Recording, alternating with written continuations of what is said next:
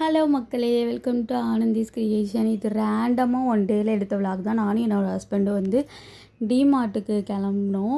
அப்போ கரெக்டாக அந்த வத்தலகுண்டு பைபாஸ் கிராஸ் பண்ணும்போது ஐ திங்க் போன வருஷம் இந்நேரமும் அந்த கப்பல் டைட்டானிக் கப்பல் போட்டிருந்தாங்க. அதே இடத்துல இந்த வட்டம் குணா கேவன் போட்டிருந்தாங்க. தெரியாமல் டிமார்ட் போயிட்டோம்.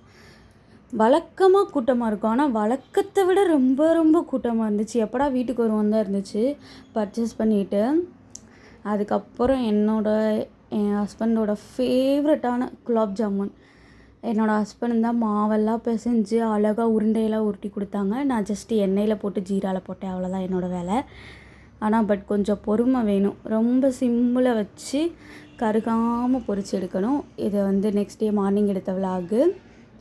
சாப்பாடு வந்து காலையில் எழுந்திரிச்சோன்னே இண்டக்ஷனில் வச்சுட்டேன். இன்றைக்கி வந்து நல்லா வறுத்தரைச்சி மட்டன் கிரேவி மாதிரி சுண்டல் குழம்பு வைக்கணும்னு நினச்சி சுண்டல் குழம்புக்கு ரெடி பண்ணிகிட்டு இருந்தேன்.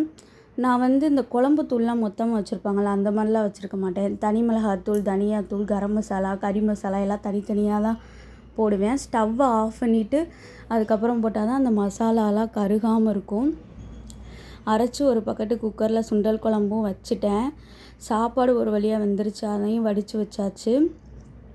Idli side by side ready ஆயிடுச்சு. அதுக்கப்புறம் கோவக்காய் பொரியலும் ரெடி பண்ணிட்டேன்.